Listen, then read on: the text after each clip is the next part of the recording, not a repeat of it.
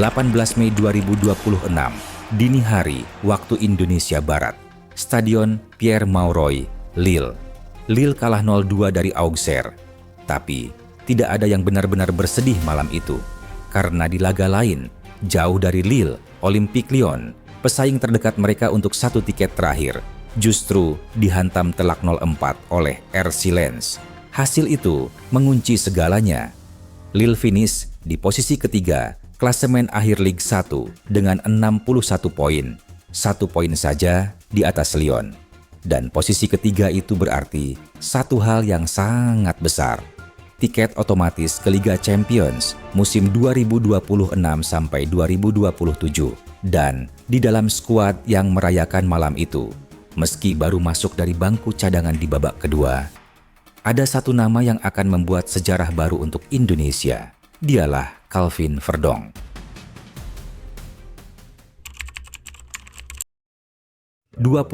April 1997, Dordrecht, Belanda. Calvin Ronald Verdong lahir di kota tua yang penuh kanal itu.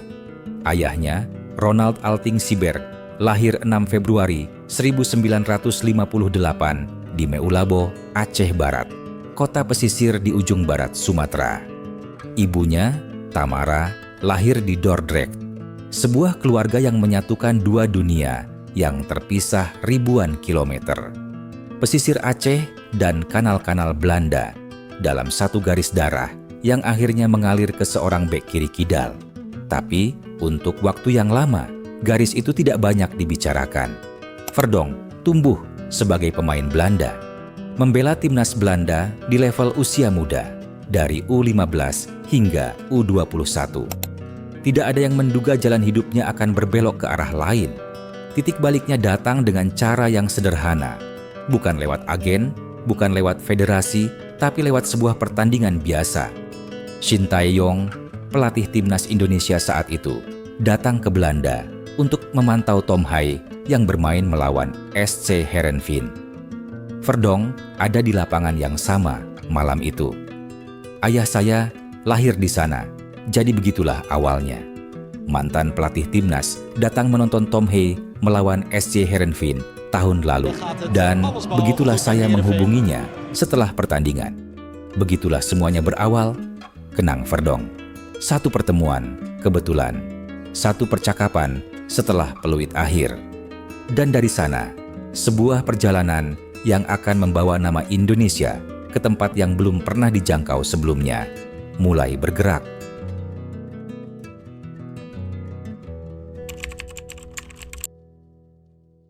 Karier Verdong dimulai di akademi-akademi kecil Belanda, SCE Amstelvik, lalu VV Wildrecht, tapi bakatnya tercium oleh raksasa Eredivisie, Feyenoord.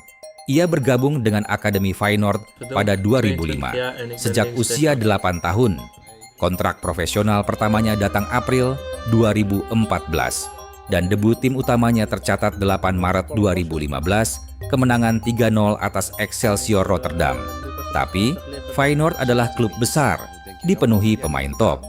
Verdong hanya mencatatkan 19 penampilan untuk tim utama dalam 5 tahun. Untuk mendapat menit bermain yang ia butuhkan, ia harus dipinjamkan berkali-kali. PEC Zwolle pada 2016 sampai 2017. NEC Nijmegen pada 2017 sampai 2018. FC Twente pada 2019 sampai 2020. 3 klub berbeda dalam 3 musim berbeda. Sebuah perjalanan yang melelahkan bagi pemain manapun yang ingin menemukan rumah permanennya. Era pinjaman bukan era kegagalan. Itu adalah era pencarian tempat di mana seorang pemain bisa benar-benar berkembang, bukan hanya bertahan. 2020.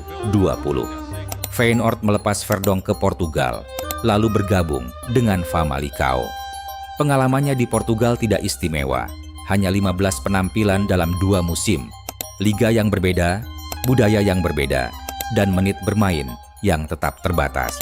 Tapi terkadang, jalan memutar yang tidak istimewa justru membawa seseorang lebih dekat ke tempat yang akhirnya menjadi rumahnya. Dan untuk Verdong, rumah itu sudah pernah ia kunjungi sebelumnya, NEC Nijmegen, klub yang pernah meminjamnya pada 2017. 2021, Verdonk kembali ke NEC, kali ini dengan status pinjaman. Penampilannya solid, cukup solid hingga NEC memutuskan mempermanenkan kontraknya pada Juli 2022, mengikatnya hingga 2024 dengan opsi perpanjangan.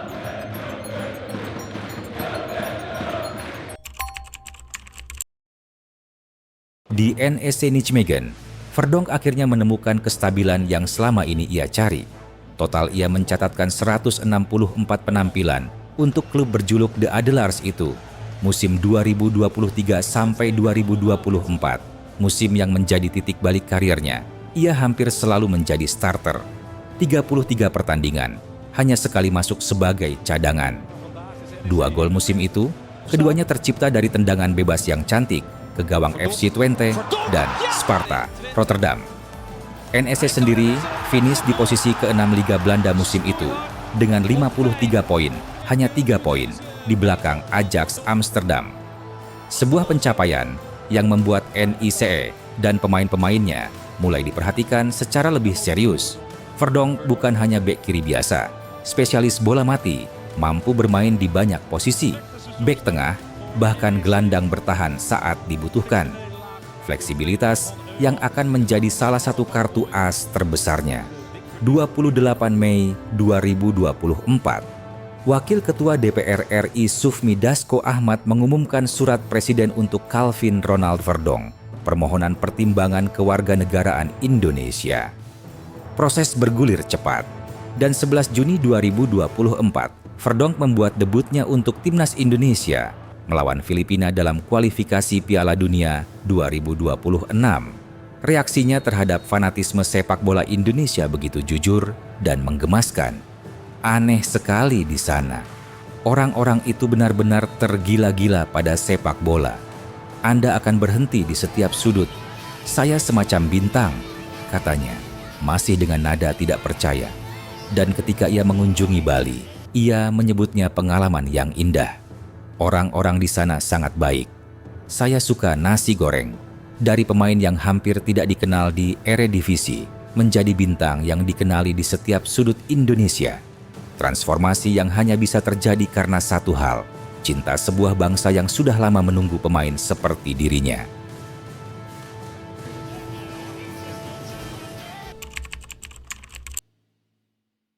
Musim panas 2025, Verdonk membuat lompatan yang tidak banyak diprediksi.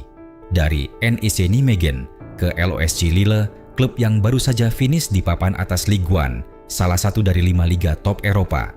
Ini bukan langkah kecil. Ligue 1 punya level kompetisi, intensitas, dan kualitas lawan yang jauh berbeda dari Eredivisie. Dan Verdonk harus bersaing untuk tempat di lini belakang dengan Romain Perraud, bek kiri utama Lille.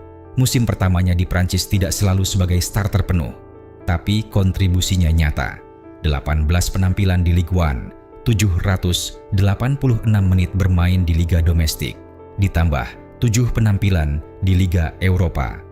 Total keseluruhan 1.602 menit bermain di semua kompetisi, termasuk 4 laga terakhirnya bersama NEC sebelum pindah. Mari bicara angka, karena angka tidak pernah berbohong. Rata-rata 2,8 recoveries per pertandingan, 1,4 sapuan bersih per laga di Ligue 1, kompetisi yang jauh lebih fisikal dan cepat dari Eredivisie. Catatan disiplinnya, 3 kartu kuning, 1 kartu merah sepanjang musim, angka yang wajar untuk bek yang bermain agresif di liga dengan intensitas tinggi. Bruno Genesio, pelatih kepala Lille, menyatakan kepuasannya terhadap performa dan pencapaian Verdonk sepanjang musim, bukan basa-basi dari pelatih yang punya banyak opsi di lini belakang, tapi pengakuan nyata terhadap proses adaptasi yang berjalan dengan sangat baik. Bukan starter penuh, tapi kontributor nyata di klub yang akhirnya membawa sejarah baru untuk sepak bola Indonesia.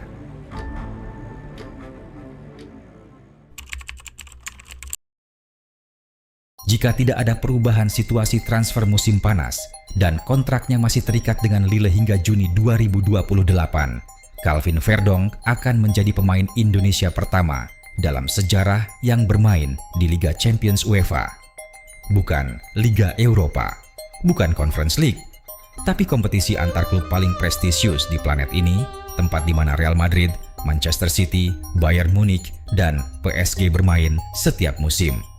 Bandingkan dengan rekan-rekan diasporanya musim ini. Mees Hilgers harus puas membawa Twente ke jalur kualifikasi Liga Eropa setelah finish keempat. Maarten Paes dan Ajax baru lolos ke Conference League lewat babak playoff yang dramatis. Jay Itzes masih tertahan di posisi 11 bersama Sassuolo. Emil Audero masih harus berjuang menghindari degradasi dengan Cremonese. Dari semua pemain diaspora timnas Indonesia di Eropa musim ini, hanya satu yang berhasil menembus zona Liga Champions, dan namanya Calvin Verdonk. Apa yang membuat Verdonk siap untuk level ini? Pertama, stamina. Sepanjang karirnya, dari era pinjaman yang melelahkan di 3 klub berbeda, hingga adaptasi cepat di liga yang lebih fisikal, seperti Liga 1, Verdonk selalu menunjukkan daya tahan yang konsisten. Recoveries 2,8 per laga bukan angka kebetulan. Itu menunjukkan pemain yang terus bergerak, terus menutup ruang sepanjang 90 menit. Kedua, fleksibilitas. Bek kiri yang juga bisa bermain sebagai bek tengah, bahkan gelandang bertahan. Spesialis bola mati yang sudah membuktikan ketajamannya lewat gol-gol tendangan bebas.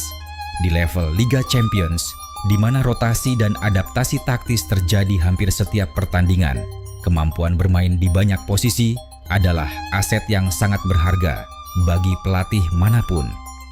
Pemain yang dibentuk oleh kesulitan, bertahun-tahun mencari tempat, berpindah dari klub ke klub, biasanya adalah pemain yang paling siap ketika kesempatan besar akhirnya datang.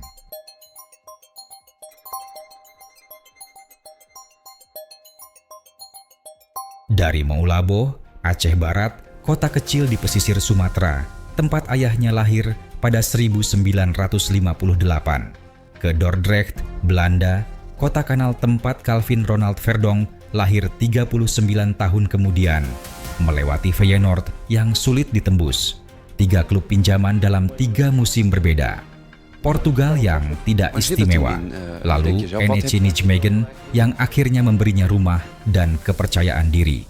Satu pertemuan kebetulan dengan Shin Tae-yong di pinggir lapangan SC Heerenveen, satu keputusan untuk membela negara, leluhurnya, dan kini satu klub Ligue 1 yang akan membawanya ke panggung tertinggi sepak bola klub dunia.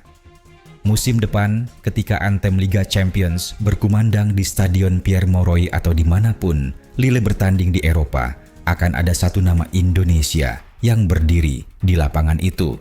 Bukan sebagai tamu, bukan sebagai keajaiban satu kali, tapi sebagai pemain yang pantas berada di sana. Calvin Verdonk, bek kiri kebanggaan Indonesia. Dan mulai musim depan, dia akan menjadi pemain Indonesia pertama dalam sejarah yang merumput di Liga Champions.